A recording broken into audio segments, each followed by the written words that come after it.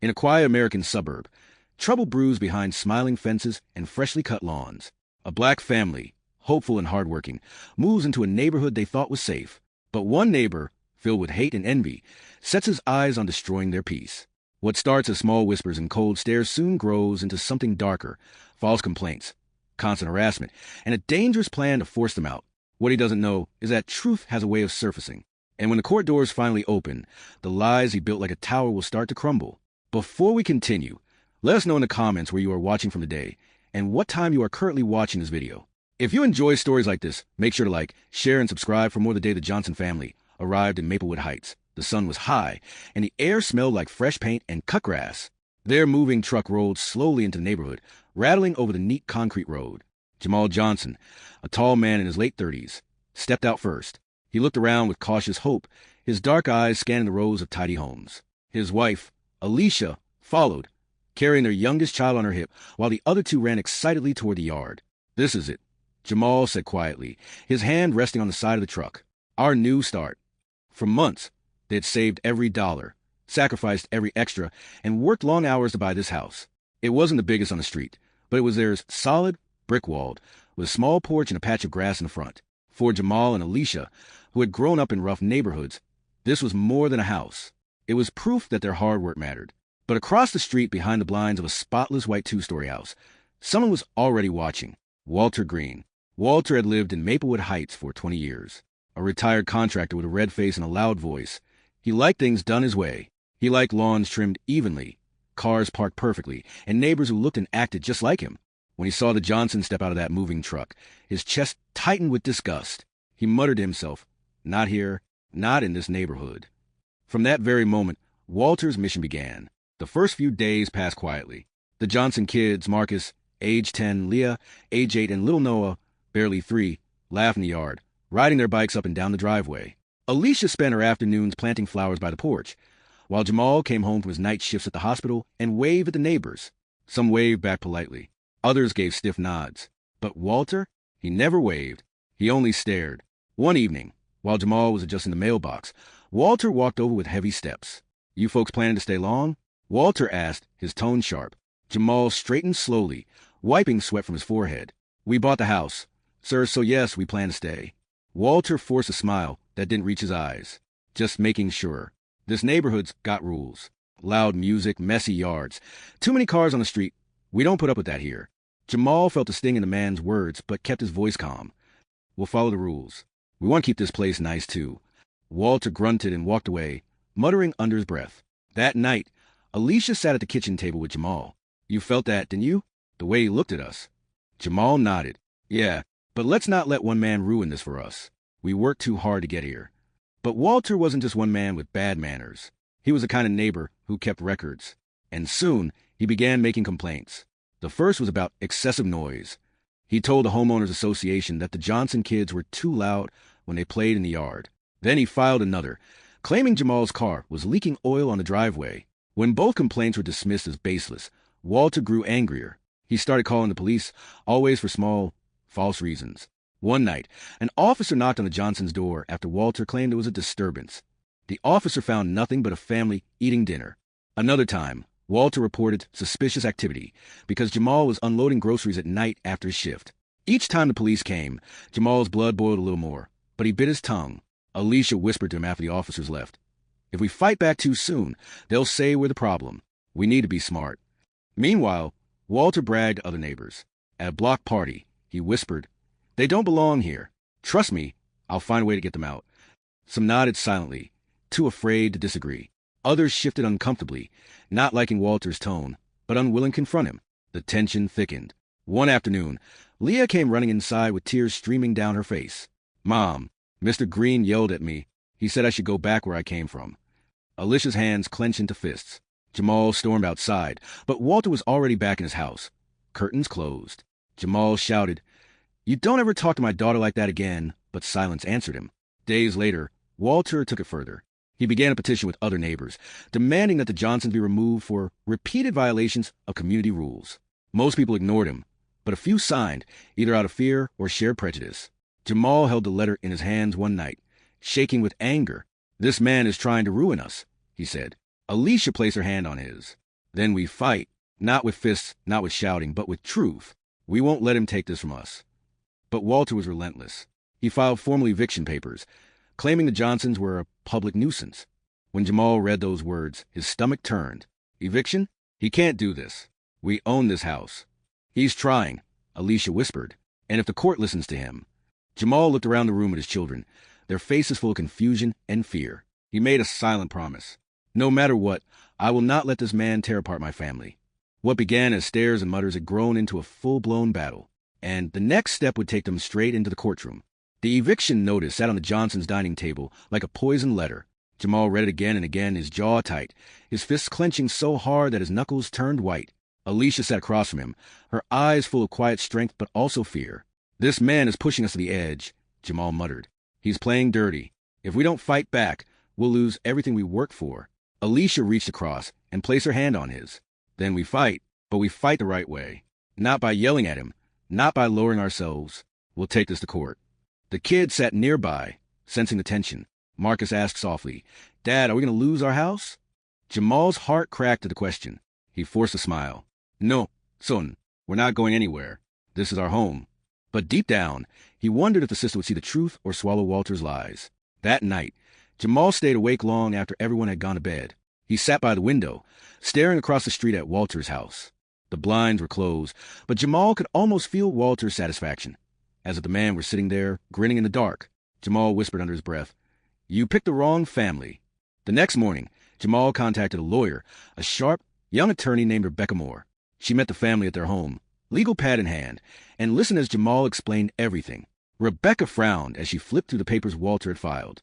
This is aggressive. He's claiming you're disturbing the peace, violating HOA rules, and even damaging neighborhood property. These are serious accusations, but... She leaned back in her chair, tapping her pen against her chin. None of them hold up if we gather the right evidence. He's bluffing, but he's doing it in a way that could convince a judge if you don't defend yourselves properly. So, what do we do? Jamal asked. Rebecca's eyes narrowed. We dig. We collect every police report that shows his calls were baseless. We take pictures of your yard, your driveway, your house, anything that proves you've kept this place in order. And we gather witnesses, neighbors who've seen what he's doing. Alicia looked uneasy.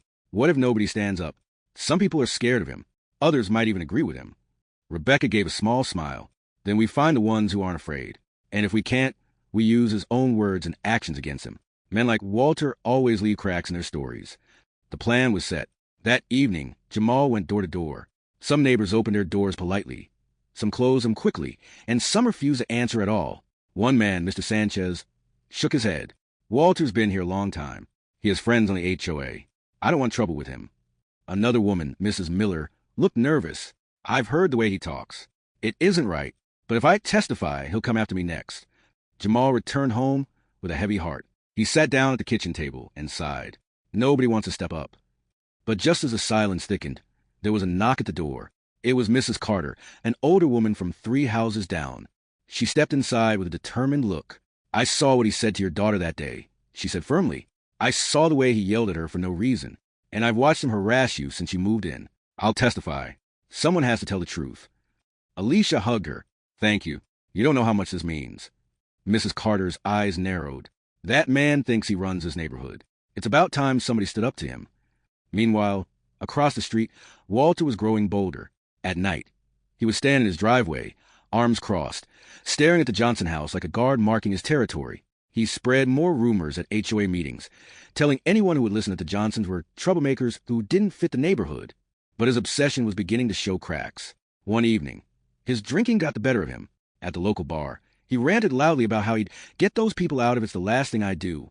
Several patrons overheard, and one of them knew Rebecca Moore, the Johnsons' lawyer. When Rebecca heard the account, her eyes gleamed. Perfect. If we can get that witness, it'll show his motive isn't community safety, it's personal prejudice. The first court date was set for 3 weeks later. The Johnsons spent those weeks gathering everything: photographs, testimonies, police reports. Jamal worked double shifts at the hospital just to cover legal fees, his body worn but his spirit burning. Alicia kept the kids steady, reminding them every day, this is our home. Don't let fear take that away from you. But Walter wasn't slowing down. He doubled his efforts, filing yet another complaint that the Johnsons' dog was dangerous, even though they didn't own a dog. The police officer who came out shook his head. This is getting ridiculous, he muttered, writing a note. I'll file this as unfounded, like the others. Jamal could see it now. Walter was digging his own grave with lies. But the question was, would the judge see it too? On the morning of the first hearing, the Johnsons walked into the courthouse together. Jamal wore his best suit. Alicia held Noah's hand, and Marcus and Leah walked closely beside them. The air in the courthouse was cold, the marble floors echoing under their footsteps. Jamal felt every eye on them as they entered the courtroom. Walter was already there, sitting with his lawyer. He smirked when he saw Jamal, leaning back in his chair like a king waiting for judgment. Jamal stared back, refusing to lower his gaze.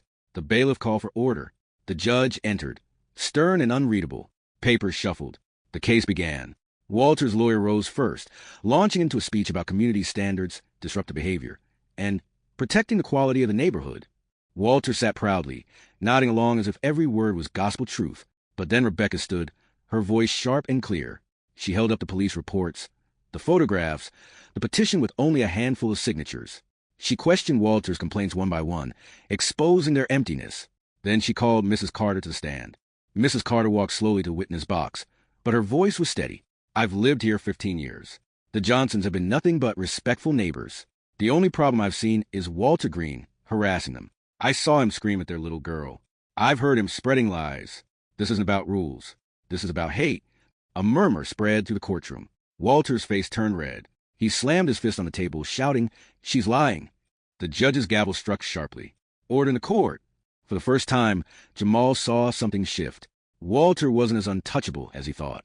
But the fight was far from over. The hearing wasn't finished. Evidence would continue. Witnesses would be called. And as Walter's mask began to crack, the danger grew, because a man like Walter, when cornered, could become unpredictable. The courtroom emptied slowly after the first hearing. But the tension didn't leave with the people. Jamal could still feel it hanging in the air like smoke. He walked out with Alicia and the kids, his hand gripping hers tightly. Marcus whispered, "Dad, did we win?" Jamal took a deep breath. "Not yet, son. That was just the beginning." Rebecca caught up with them on the courthouse steps. "Walter's angry," she said in a low voice. "That's good for us. He's losing his temper, and judges don't like that. But don't think for a second he'll stop here. He's going to double down." Alicia looked back toward the courthouse door, where Walter was storming out with his lawyer. His face was red, his lips twisted in fury. For a brief second, his eyes met hers, and it sent a chill down her spine. "He won't forget what Mrs. Carter said," Alicia murmured. Rebecca nodded. "Exactly, which means you need to be careful. Watch your kids.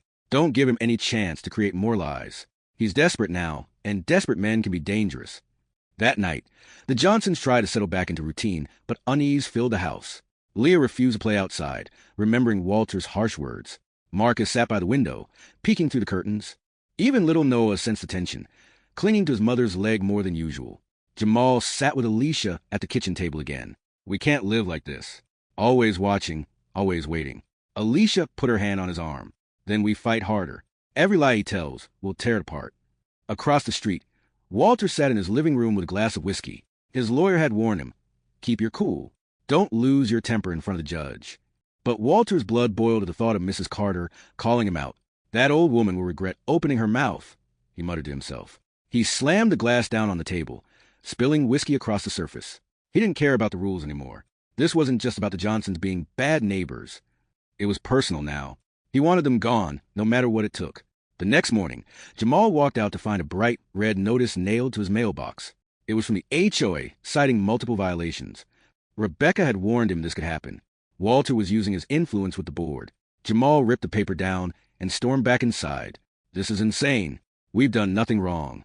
Alicia read the notice carefully. "Late night disturbances? Overgrown. None of this is true." Marcus frowned. "Dad, Mr. Green was outside last night. He was writing something down. I saw him through the window." Jamal's hands tightened around the paper. "He's watching us, writing lies. But this," he slammed the notice on the table. "This is harassment." Rebecca filed a counterclaim that very afternoon, accusing Walter of malicious intent. "If he wants to play dirty, we'll make sure the court sees it," she told him. But Walter wasn't just fighting in the courtroom. He waged his war every day in the neighborhood. He told people the Johnson's kids vandalized property, even though no one had seen it happen. He claimed Jamal had threatened him, though the police reports showed no such incident. Some neighbors began avoiding the Johnson family, out of fear of being caught in the middle.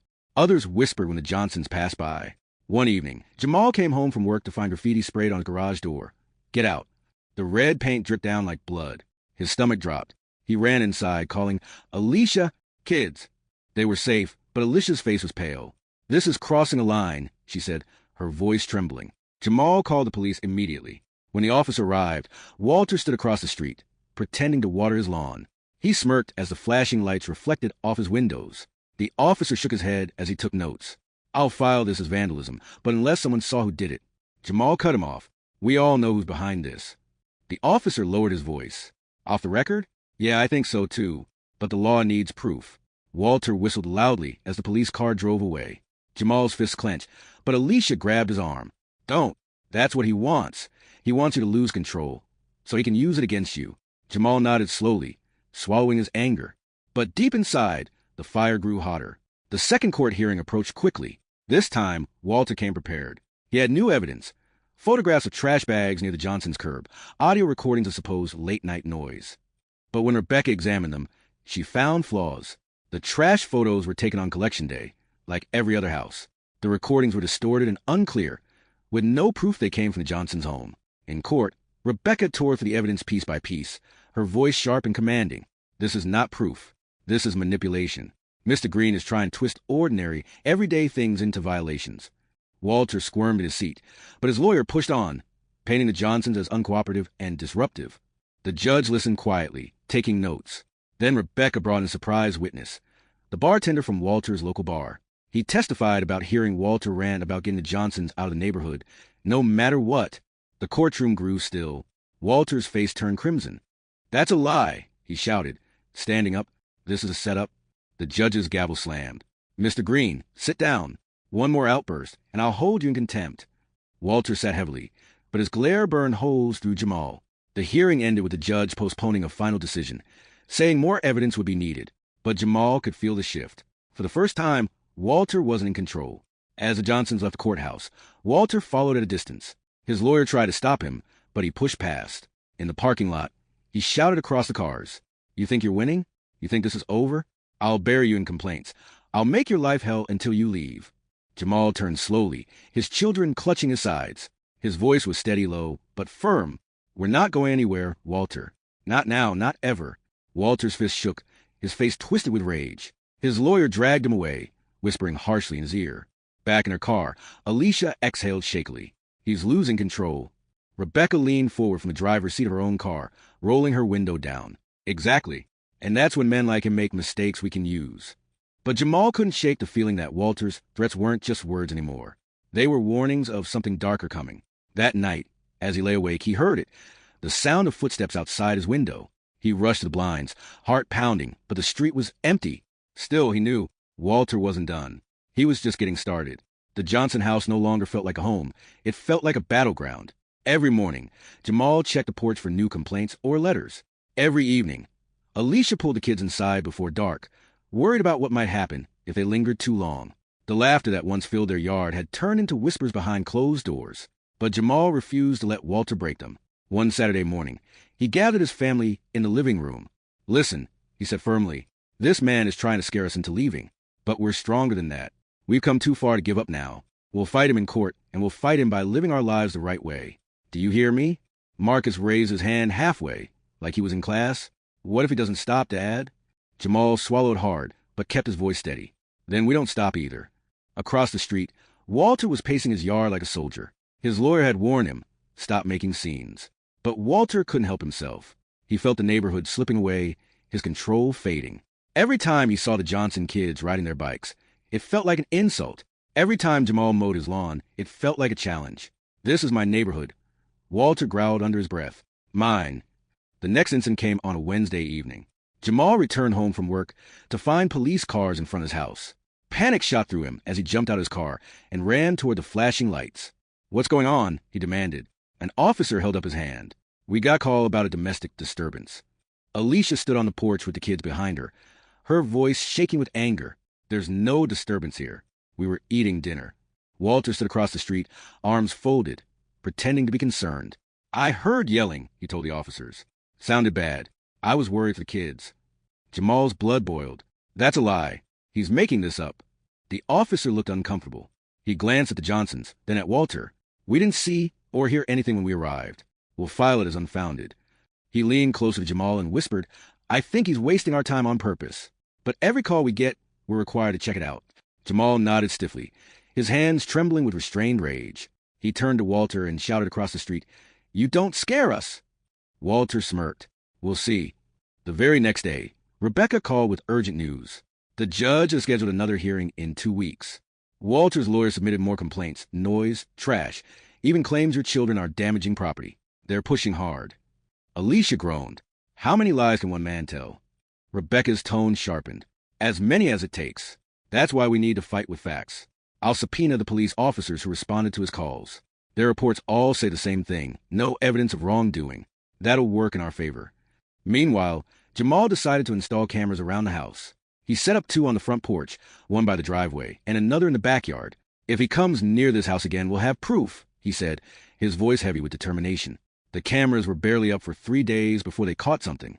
At 2 a.m., a figure crept across the Johnsons' yard, pulling at the fence and tossing trash bags onto the grass. The next morning, Jamal played the footage for Rebecca. Her eyes widened. That's gold. That's exactly what we need. The judge has to see this. Alicia leaned forward. But will it be enough? Rebecca hesitated. It'll help, but Walter won't stop until the judge makes a ruling. And even then, she didn't finish her sentence. 2 weeks later, the Johnsons walked back into the courthouse, tension heavy in the air. This time, they carried a flash drive with the footage. Jamal clutched it like it was a weapon. Walter was already inside, his lawyer whispering in his ear. He looked confident, almost smug. But when Rebecca stood and played the footage for the courtroom, the room erupted in murmurs. On the screen, Walter's face was clear as day, prowling around the Johnsons' property in the middle of the night. He looked like a man caught in the act. Walter's lawyer jumped to his feet. Objection! That video could be doctored. Rebecca shot back. The footage has a timestamp and camera log. It's authentic. This isn't a neighbor protecting his community. This is harassment. The judge leaned forward, his face unreadable. Mr. Green, do you care to explain why you were on your neighbor's property at 2 in the morning? Walter stammered, his confidence cracking. I thought I saw something suspicious.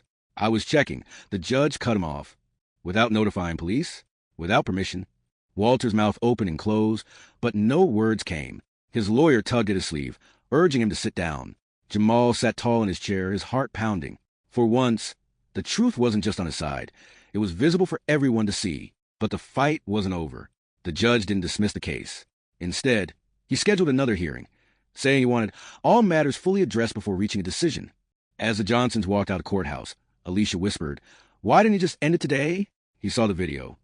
At Big sight, judges don't like to rush. He wants everything on record before he rules. That means Walter has more time to scheme. And scheme he did. That very night, Walter exploded in his living room. He smashed a glass against the wall, shards scattering across the carpet. His face was twisted with fury.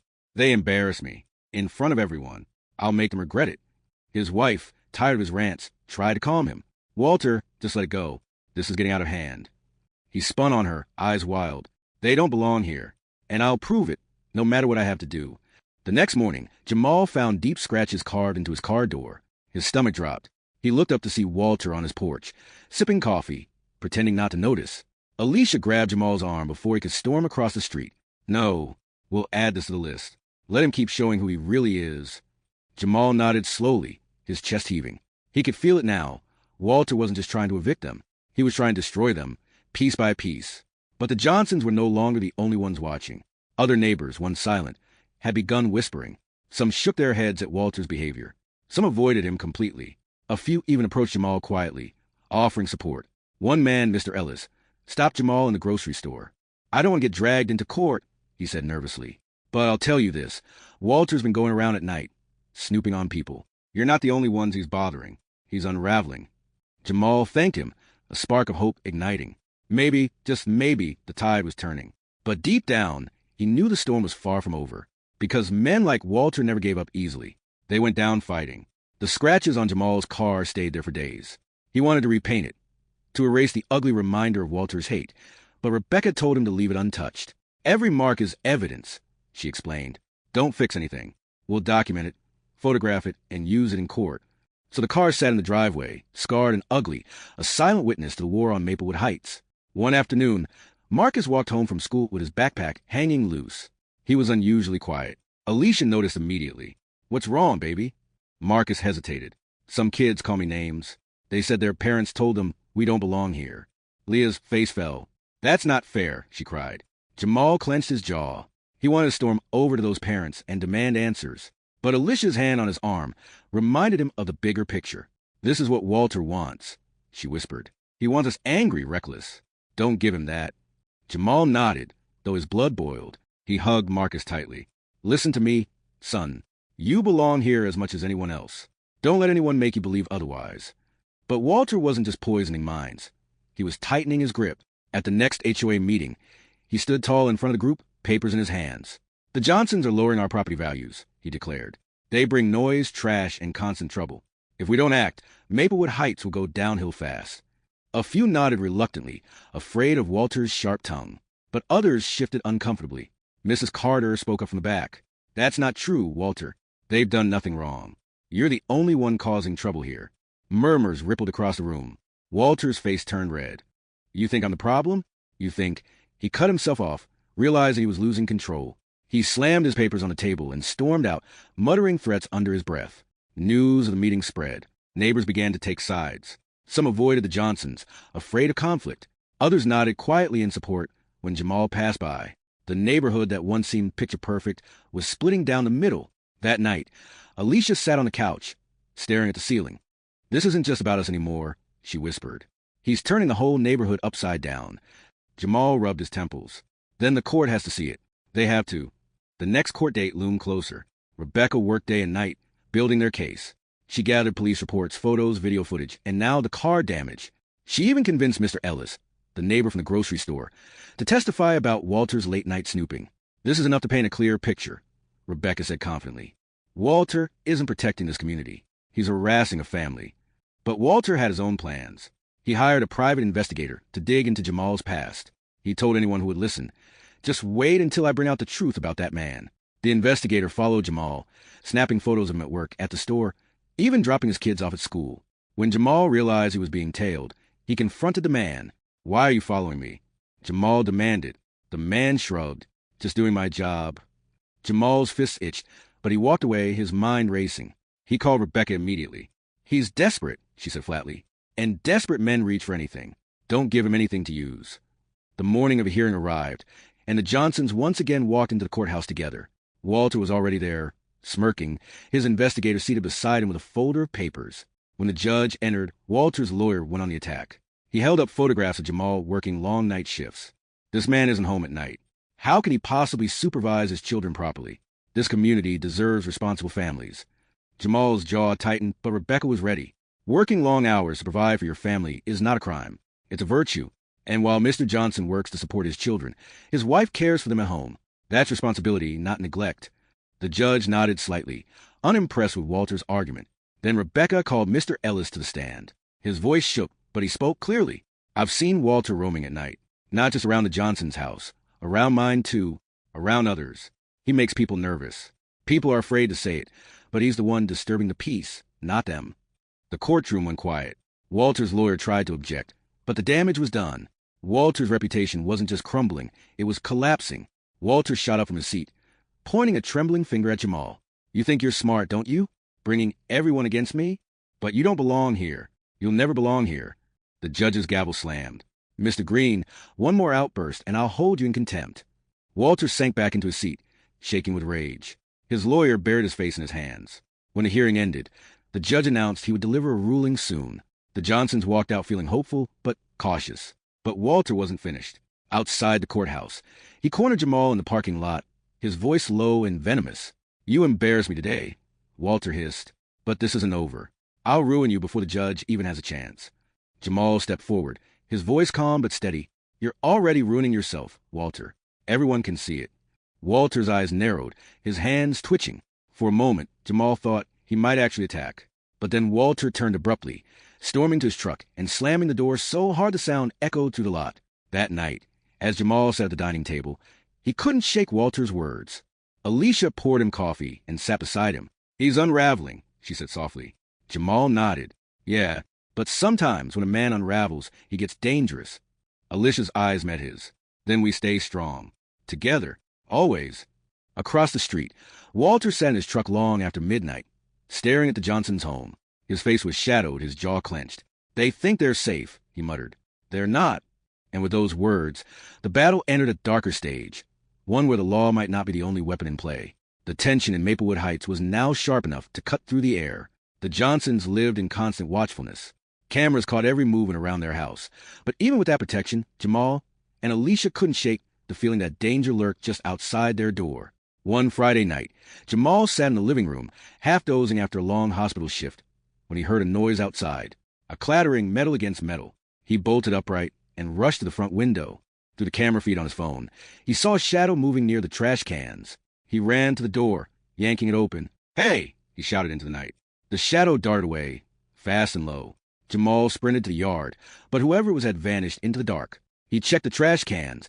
Garbage spilled everywhere, the lid scattered on the grass. Alicia appeared behind him in her robe, her face pale. "It's him, isn't it?" Jamal nodded grimly. "Yeah, but this time the cameras caught it clear." The next morning, Rebecca came by to collect the footage. "This man is practically handing us the case," she said. "But the judge will want a full picture. We'll keep piling this up until there's no doubt left." Still, the harassment didn't stop. In fact, it got worse.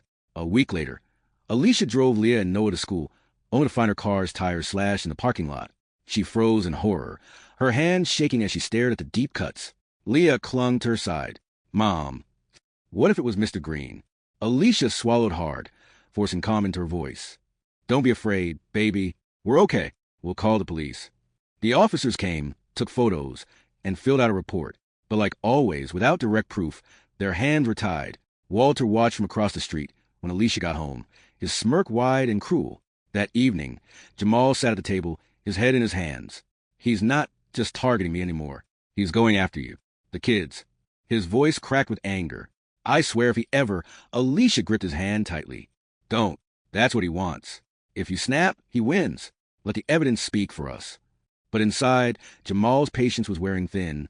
The neighborhood, too, was reaching a breaking point. Some residents were fed up with Walter's antics.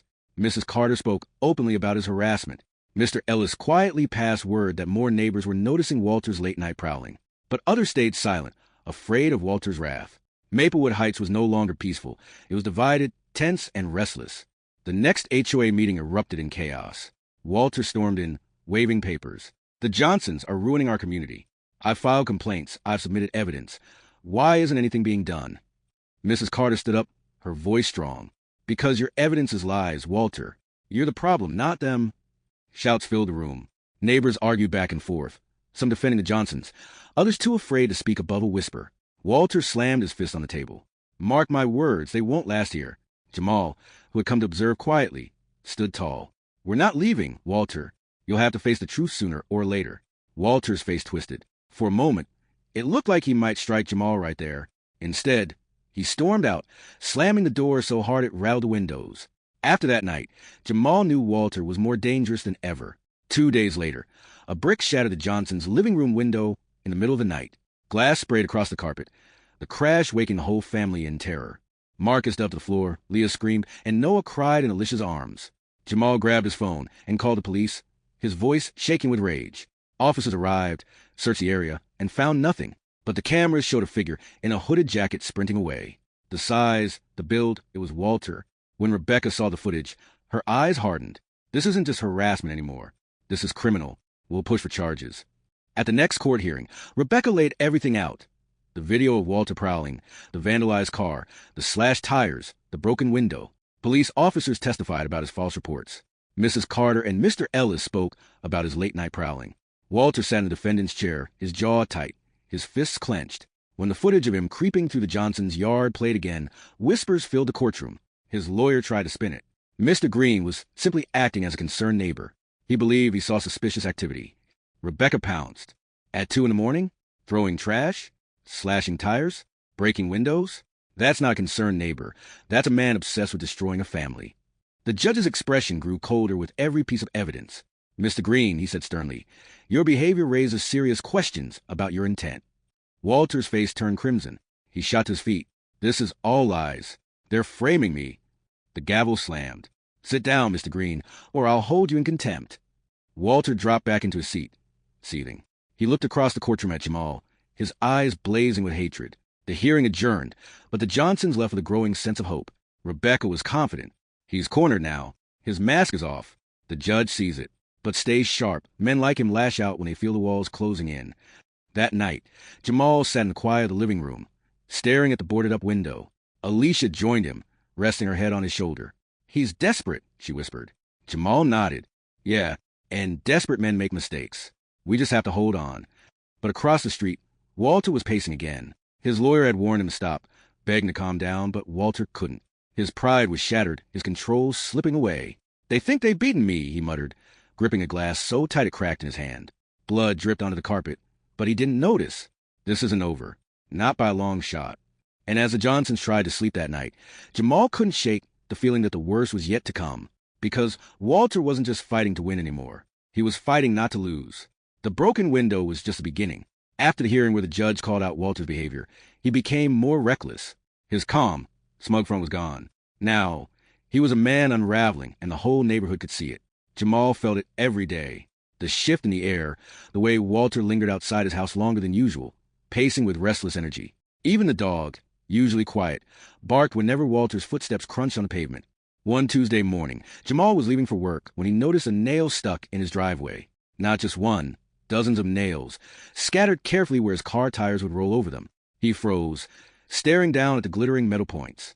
He crouched, picking one up between his fingers. His blood ran cold. This wasn't random. This was deliberate. Walter. Jamal muttered under his breath.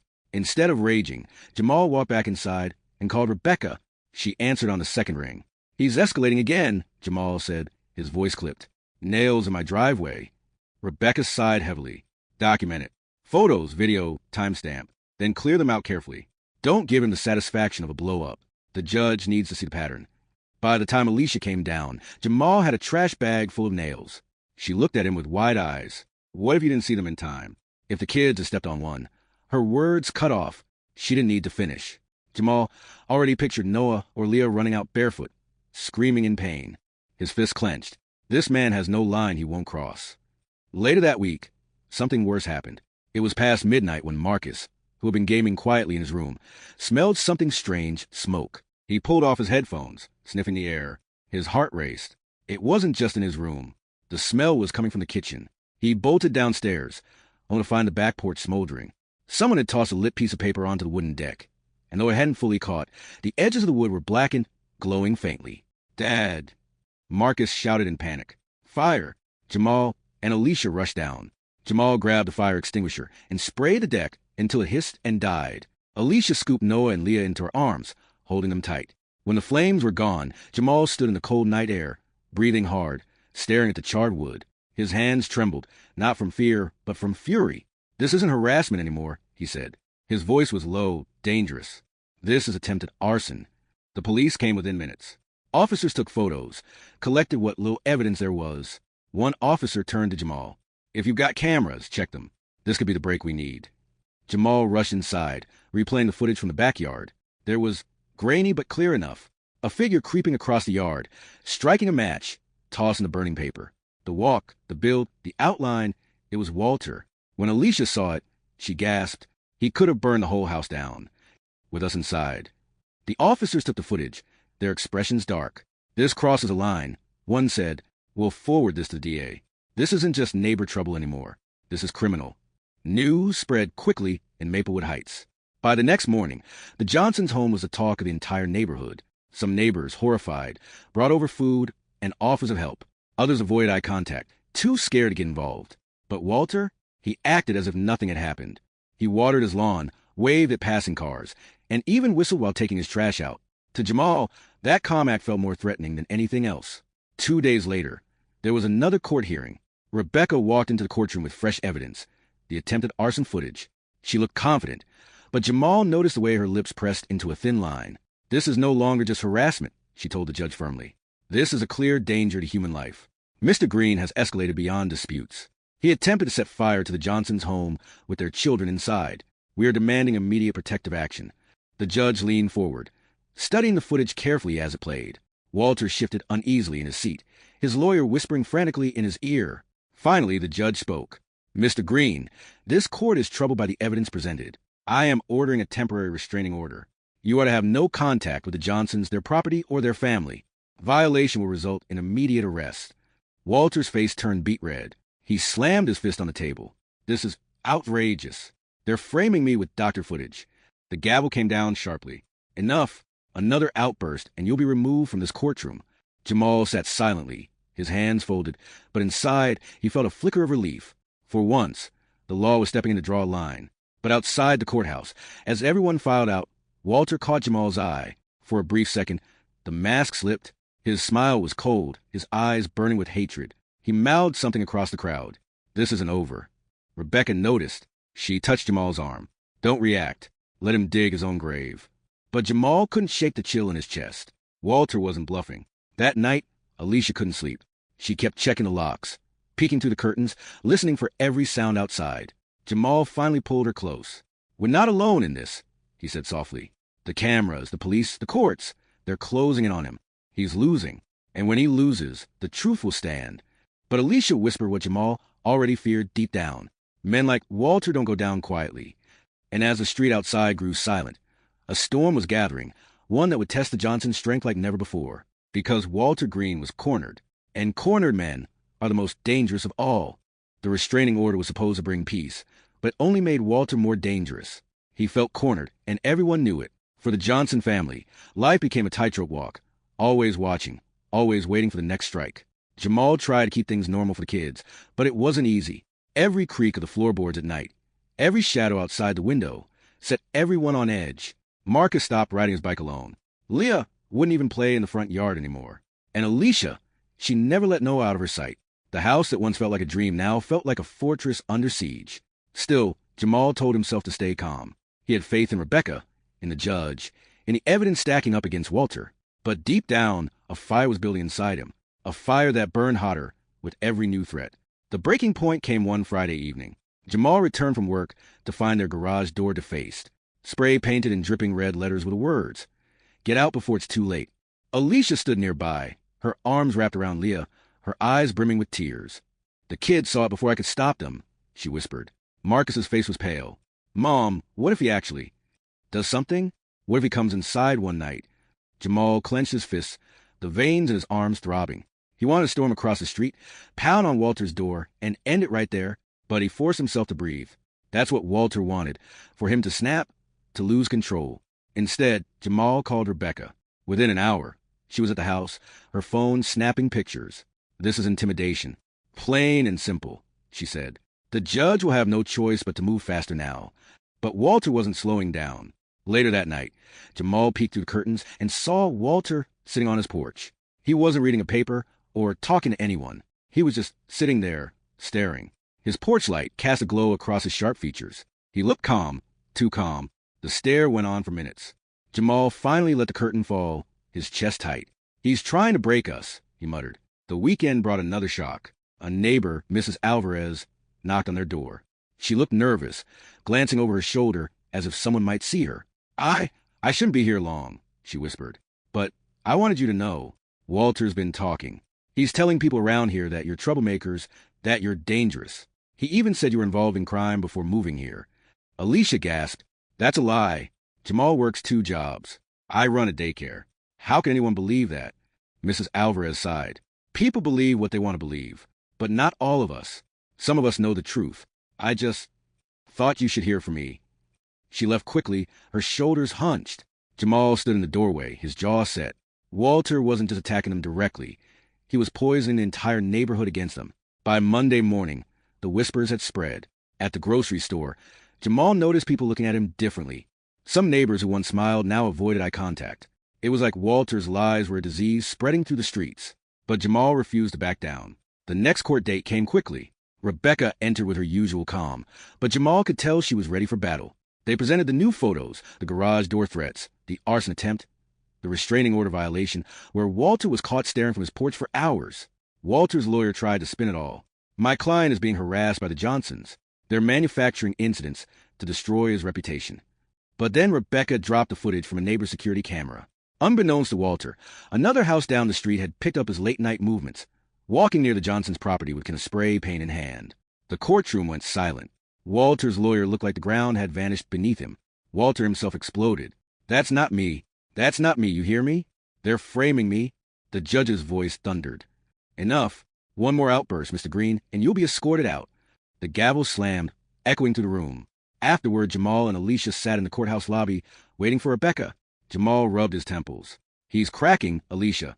You saw it. He's not holding himself together anymore. Alicia nodded but kept glancing around nervously. That's what scares me. A man that desperate? He's dangerous.